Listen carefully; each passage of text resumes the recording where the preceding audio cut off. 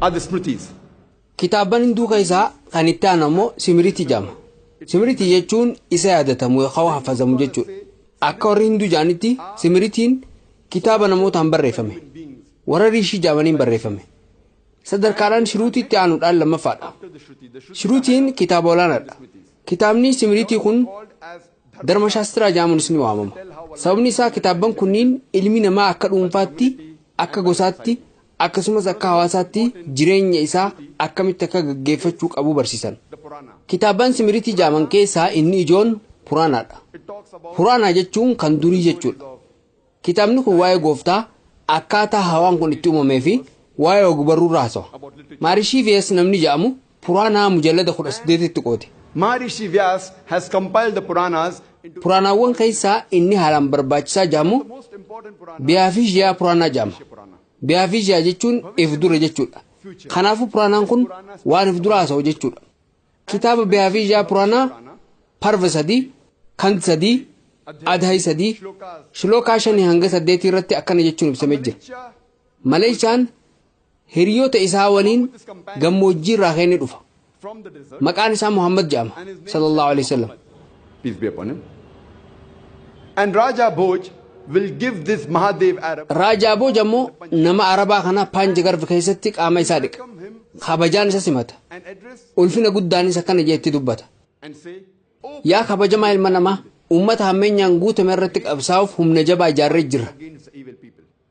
Dubbiin Byaafijyaa Puraanaa parvi 3, kandi 3, adhayi 3, shilookaa 5 hanga 8 irra jiru kun Maleeshaan ni dhufa ja'a.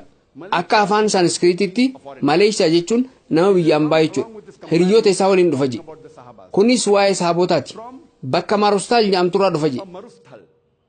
Akka afaan Sanskriititti Marustal jechuun dirree cirrachaa yookaan gammoojjii jechuudha. Maqaan isaa Muhammad jedhama je. Sallallahu alaihi wasallam.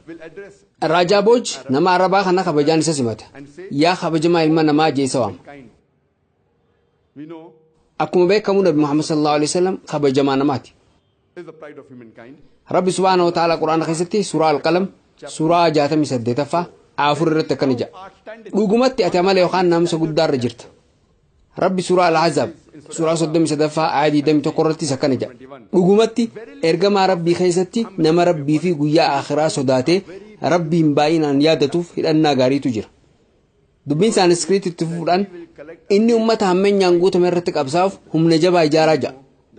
Akkuma nuti hundi keenya beeknu wanti kunis Nabi Muhammad sallallahu alaihi wasallam raawwatamee jira.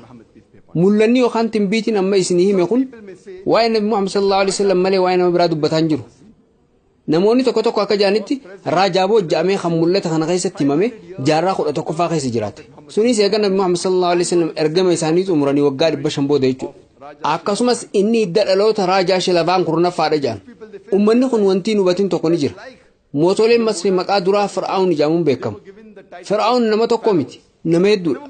Akkuma mootoleen Roomaa Qeesaar jedhamaa waamanitti Qeesaar tokko qofa miti. Qeesaarota hedduutu ture. Haaluma wal fakkaatuun mootolee Indiyaallee maqaa Bhoj jedhamuutu isaaniif kennamaa ture. Kanaafuu Raja Bhoj tokko qofa miti. Raja Bhojota hedduutu ture. Kanaafuu Raja Bhoj jedhamee kan timbiitii kana keessatti himame kun isa jaarraa 11ffaa keessa jiraate sanii miti.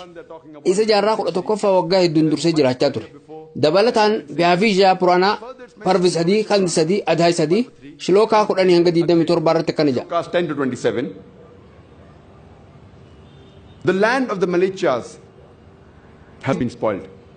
There was the enemy who was killed earlier. Now he Dachiin Maleeshaa ni jeeqama. Diina dachii san jeequtu jira.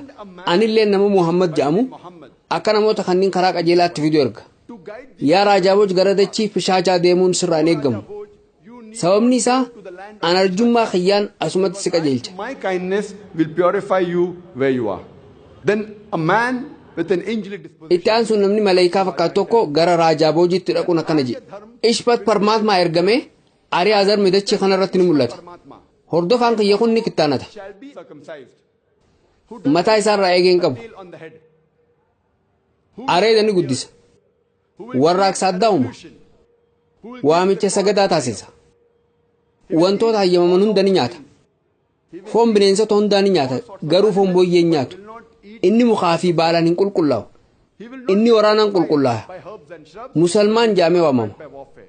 timbiitiin kun waa'ee ergamaa xumuraa fi golabbii nabi muhammad sallallahu alaihi wasallam malee waa'ee nama biraa dubbataa hin jiru No one akka mul'ata kana keessatti himametti hordofaan kiyya ni kittaanata jedhe says that my akkuma beeknu musliimoonni ni kittaanatu have a tail, mataarraa eegeen qabu jedhe that's a shame. rifeensa duubaan akka eegee gad dheeratu jechuudha areeda guddisa jedhe Create a revolution warraaqsa uuma waamicha sagadaa taasisa jedhe kun waa'ee azaana nuti musliimoonni goonuti like the Muslims give. wantoota hayyamaman hunda ni soorata Lawful things. foon bineensota hundaa ni nyaata garuu foon booyyeen nyaatu Do not eat. rabbi quraana keessatti bakka afuritti suuraa albaqaraa suuraa lammaffaa aaya 173 irratti suuraa almaayidaa suuraa shanaffaa aaya 3 irratti suuraa alan'aam suuraa ja'affaa aaya 145 irratti suuraa alnahl suuraa 16ffaa aaya 115 irratti akkana jedha 115 حرمت عليكم الميتة والدم ولحم الخنزير وما أهل لغير الله به. baktiin dhiigni foon booyyee wanti maqaa rabbiitiin ala maqaan biraa isarratti ol fuudhamee qalame isin irratti haraam godhamee jira quraanni bakka garagaraa afuritti foon booyyee dhoorkamaadha waan nun jeef nuti musliimoonni foon booyyee nyaannu We Muslims timbiitiin sun itti fuudhaan inni mukaa fi baalaan hin qulqullaa'u waraanaan qulqullaa'u jedhe be purified, musalmaan jedhamanii waamaman jedhe but will be purified. mul'anni kun waa'ee dhufiinsa ergamaa xumuraa fi golabbii waa'ee nabi muhammad sallallahu alaihi wasallam haasawa dabalataan piyaa fi jaa puraanaa parvi sadii adhaay sadii shilookaa 21 hanga 23 irratti Shlokas magaalonni qulqulluun torban kaashii fasaadaan guutamu that the seven sacred akkasumas raakshasis fasaada baay'atti have been filled with corruption and rakshas.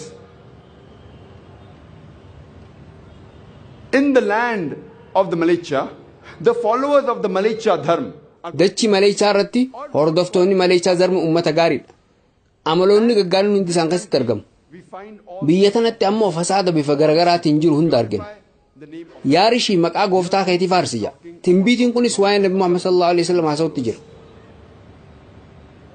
waa'een dhufiinsa nabi muhammad sallallahu alaihi wasallam veedaa keessattis dubbatamee jira he is prophesied in Atharva Ved, kitaaba atarvaaveed 20ffaa number 120, him 127 number 1. mantaraa tokko hanga 14 irratti kuntab suktas jedhamee waamamee jira kuntab jechuun xannacha garaa keessatti dhokate jechuudha kana jechuun hiikaan mantaraa kanniini dhokataadha Verses are hidden.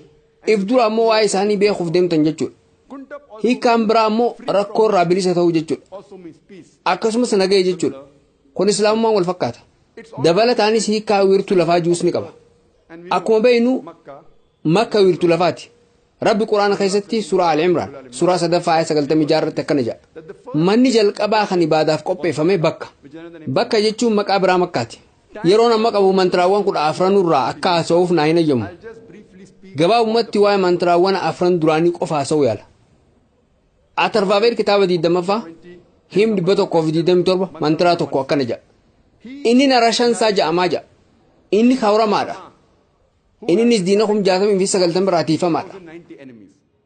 mantiraan lammaffaa ammoo akkana jedha inni rishii gaala yaabbatu mantiraan sadaffaa ammoo akkana jedha He is Mama. inni maamaarishiidha mantiraan afuraffaa ammoo akkana jedha He is inni vajsafiis reeb mantiraan duraa inni narashansaadha jedha akka saaniskiriititti nar jechuun ilma namaa jechuudha a human being. shansaa jechuun ammoo Shansa prashansaadha means prashansa, galatoonfamaa jechuudha praiseworthy, kanaafuu walitti ilma namaa galatoonfamaa jechuudha which is exactly kun ammoo qajeelatti hiikaa afaan arabaa kan muhammad juuti sunis maqaa nabiyyi xumuraa fi golabbii nabi muhammad sallallahu alaihi wasallam dabalataan inni kawramaa jedhama jedhamee ibsamee jira hiikaan kawramaa inni tokko mootii nagaa jechuudha Prince of Peace.